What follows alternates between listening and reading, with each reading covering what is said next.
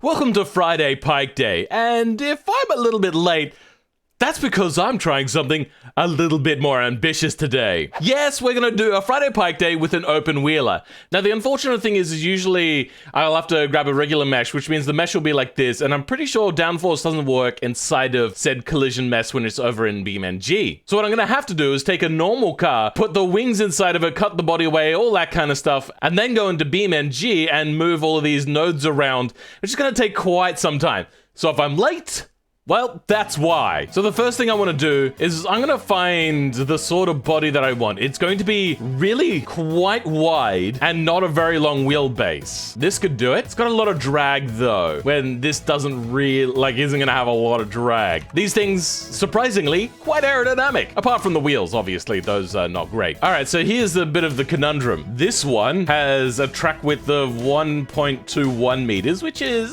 kind of wide. And then this one up here, that's just a little bit longer, has a much wider at 1.47 meters wide. So this is kind of rubbish. God, even this has a wider track. Why get a Ferrari then? Maybe you'll be able to stretch out the wideness. We can have a look. So this is the body. I don't know. That's probably a bad idea. The center of gravity on that is going to be quite high. We're going to go with this one and see how wide we can stretch out the body and then make it invisible, because this is one of the worst bodies in the entire automation game. Now, this is going to be made like one of these open wheelers. They're not super high price. You can see that this is made out of probably metal slats along there, maybe a carbon fiber under tray, but you got a metal roll cage, all that kind of stuff.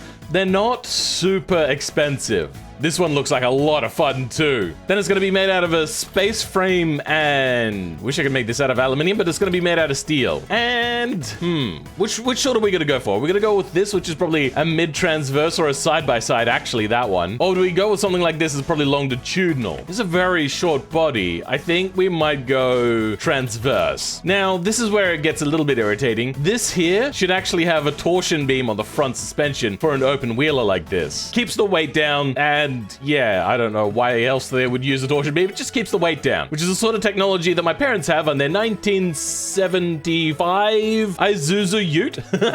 Anyway, we're just going to go with probably a double wishbone on the front and a push rod on the rear. Then for the engine, we're going to go with, there are so many engine choices we could go with. You know what? No, screw this. We are going to go longitudinal. I've just had the idea. We're going to go with a V12. It doesn't fit. I have an idea.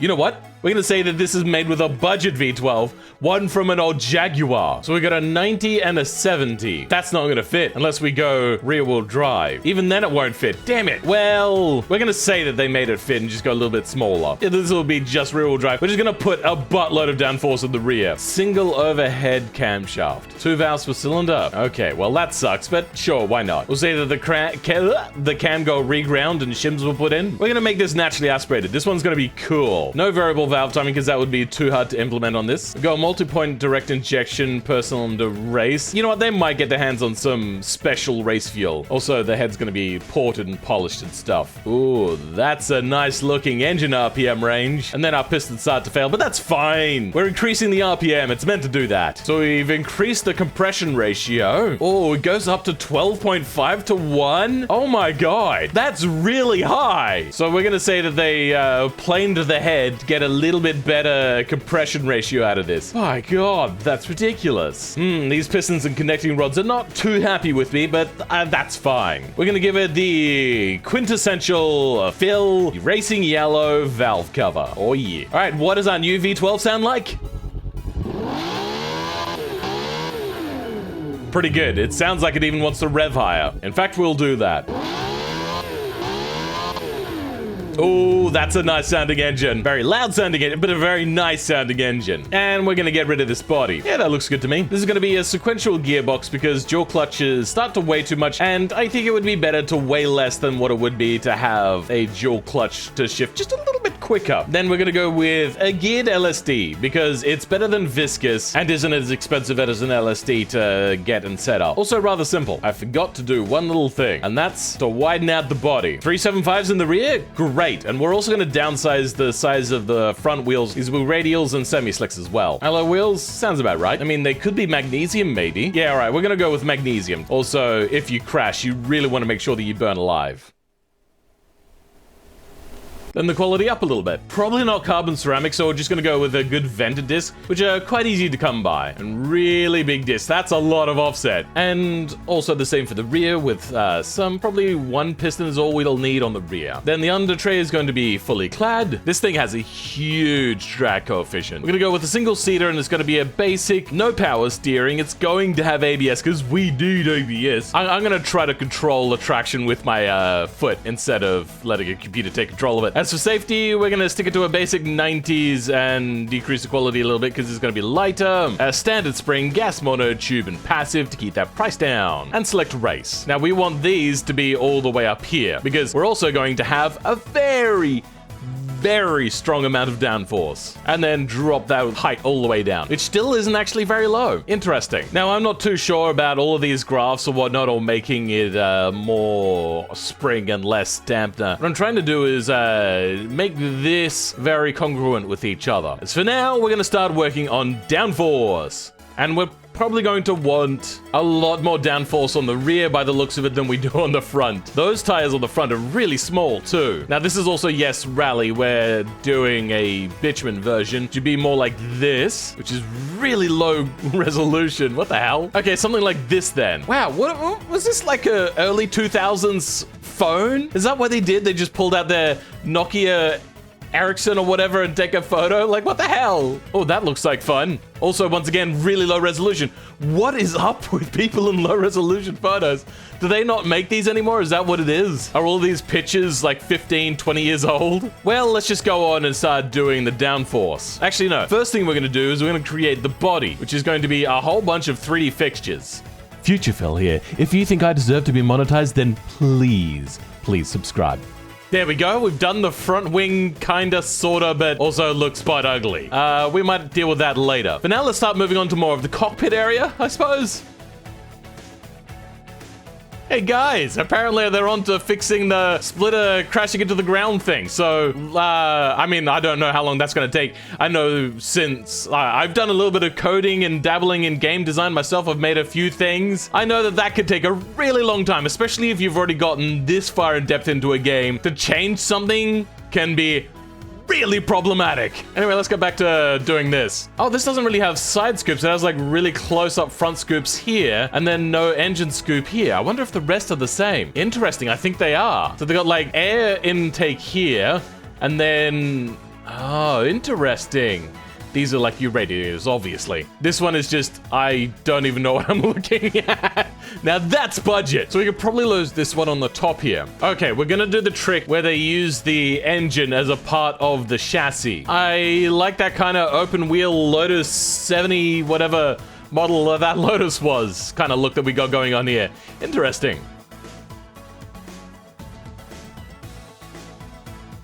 Now, this exhaust seems glitched. There's not much I can do about it, but if you put the exhaust here, that means that the air outside is going to be flowing a lot more, meaning that this is going to need to have a lot higher speed flowing under there, creating more downforce. So that's a good thing for us. Ooh, those are nice golden wheels. I like it. I'm not sure about this offset, though. That's kind of jank. I never looked at it with the body off, so that's new to me. I think instead of having this intersecting with the bodywork there, we are instead going to have it connected to the diffuser area. And I suppose it could just look like more slits, just a little bit. I don't know. It's a little bit hard to do that one, but I think it looks good there. I wish I could make it taller without affecting the actual size of the wing. You know what, actually, since this isn't going to be really shooting really high speeds, this doesn't need to be incredibly high, so we're going to leave it about there, maybe. Just kind of in line with the body itself. So the reason why you'd want a really high wing is if you're going high speed, and you need something that's separated from the body, but also not too high, that you might create a lever. So the problem is if you have a really high wing, it's going to pivot on the nearest contact point with the ground, which is going to be here, meaning that the higher speed you get, the more this is going to pivot upwards, which can be something you want if you're Mercedes. If you're a normal human being, you don't particularly want that. So I think it's time for us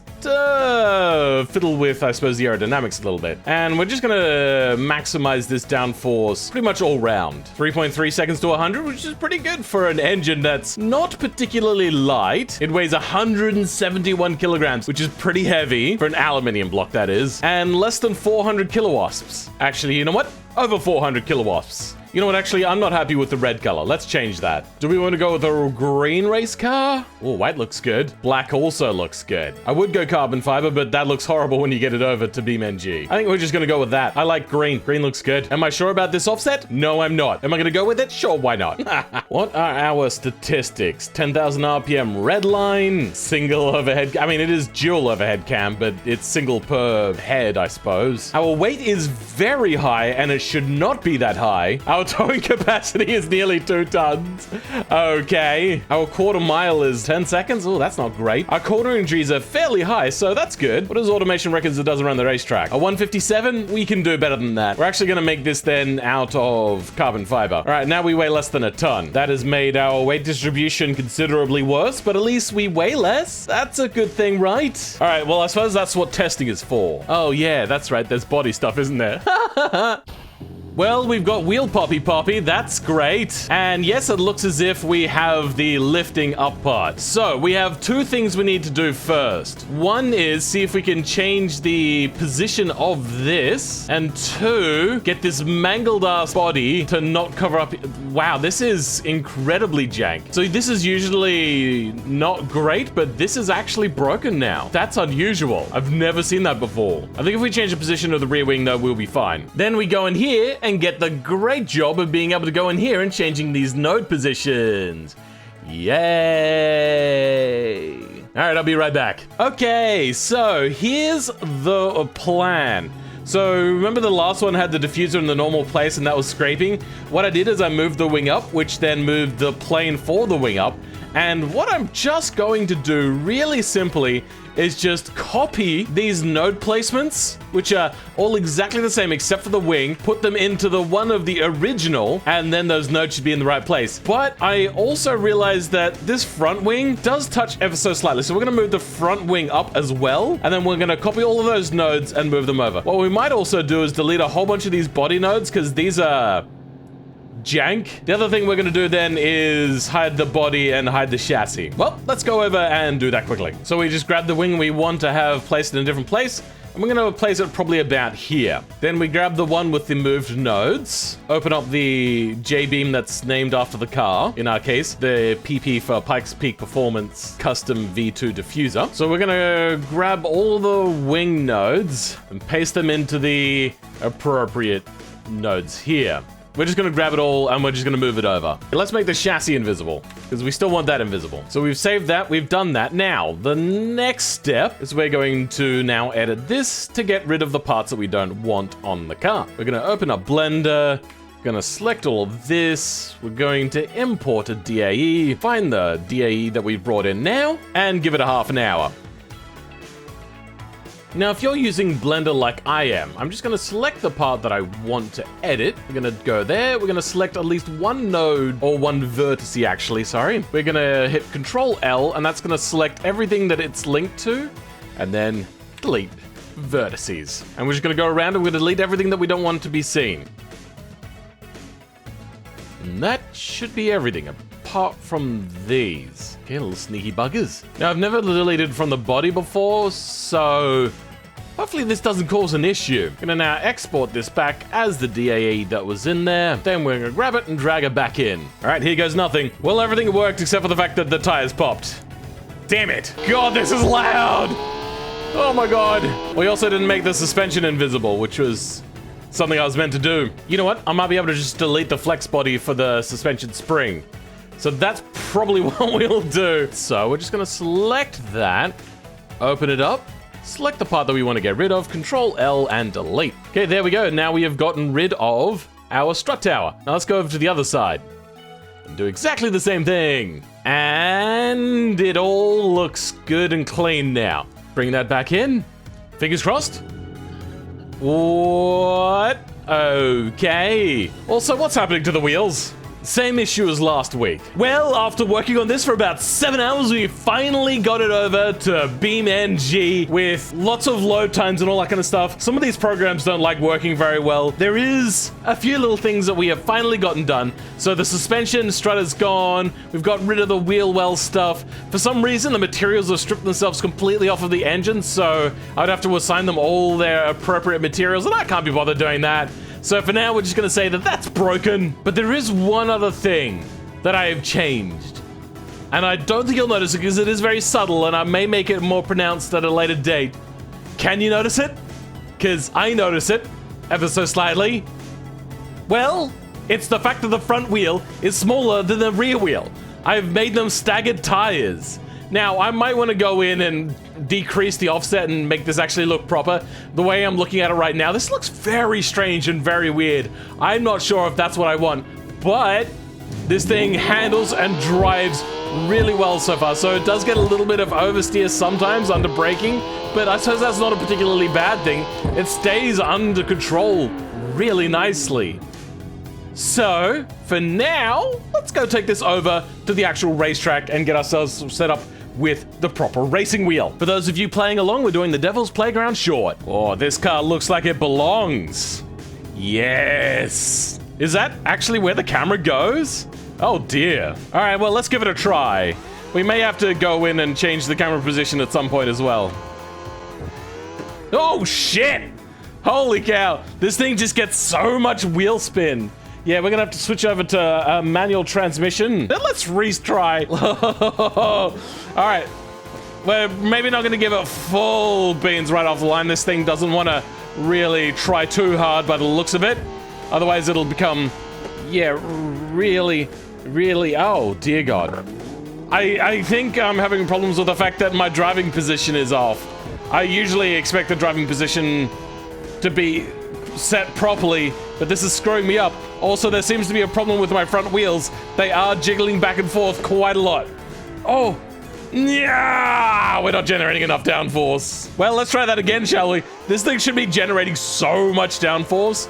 I may have to go in and put in some fake wings. I like to think that I learn things from every experience, whether it be positive or negative. And from this car, I learned finesse of throttle control, because oh my God, this thing just loves to get sideways. Surprisingly, however, this vehicle is actually rather easy to control once you start dealing with that wheel spin issue. Now, this lap isn't particularly great because I haven't quite cottoned on to the finesse, the way in which this car begs to be driven. I did learn a few things at this point, but they'll come up later in this lap.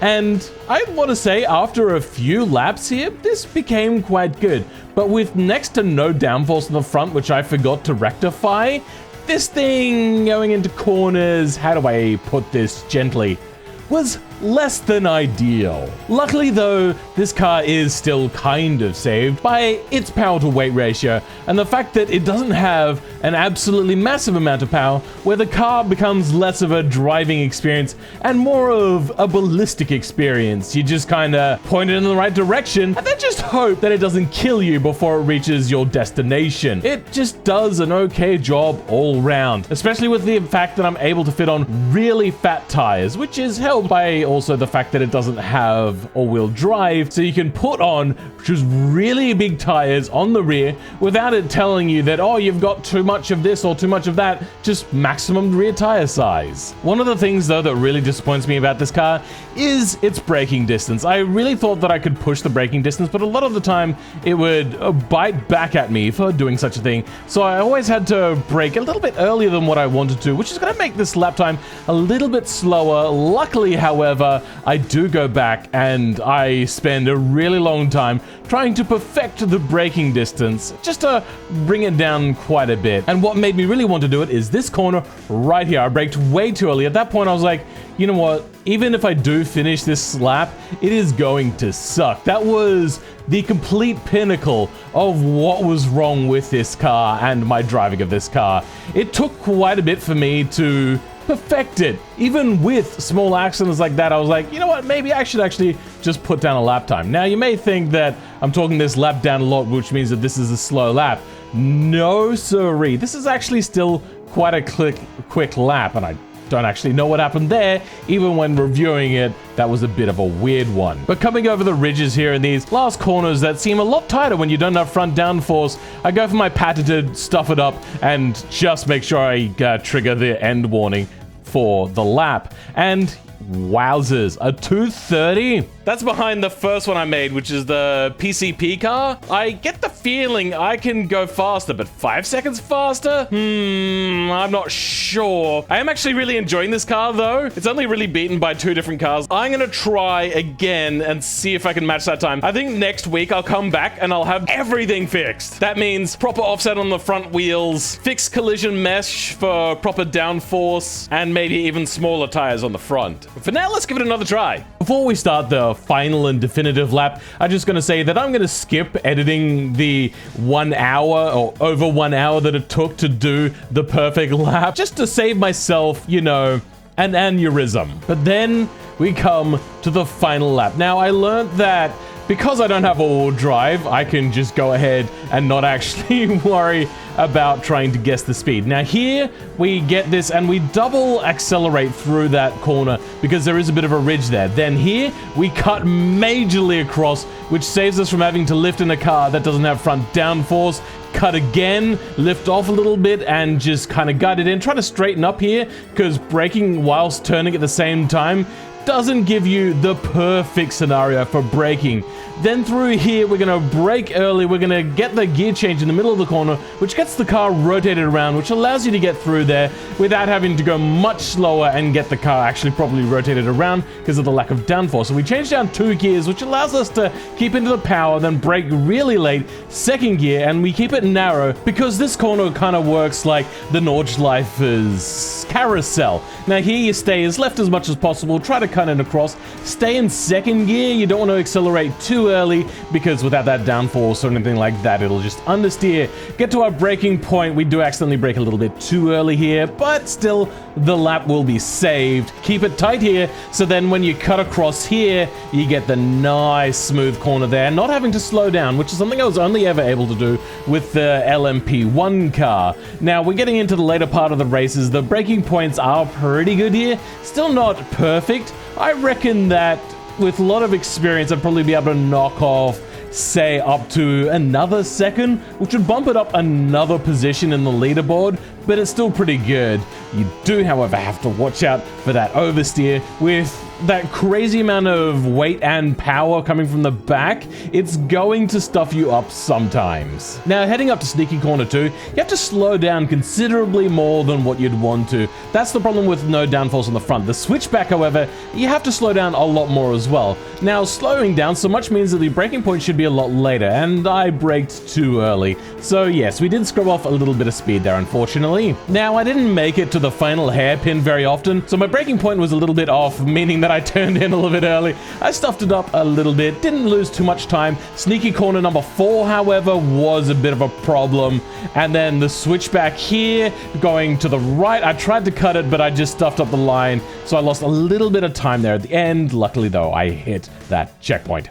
Well, this took way too long, and the best I could do was only get within less than 0.6 of a second. You know, that's pretty good. I have improved quite a lot. I reckon even if I was to do that first car, I'd probably actually do better than this one. I do really start to understand now that this car is just lacking some sort of weird downforce. So I think next week, I will go back to this car. I'll do the improvements that I said I would. I'll get the downforce working properly, and we'll try again with a much improved. We're probably also going to change the engine a little bit. You probably don't really need such a heavy engine to do Pikes Peak. Also, with the fact that through this whole thing, I've been thinking how you really do need turbos to go up Pikes Peak because of the pressure difference and all that kind of stuff. We'll also make the front wheels look a lot cooler, all that kind of stuff. But for now, I'll catch you guys next time. Goodbye.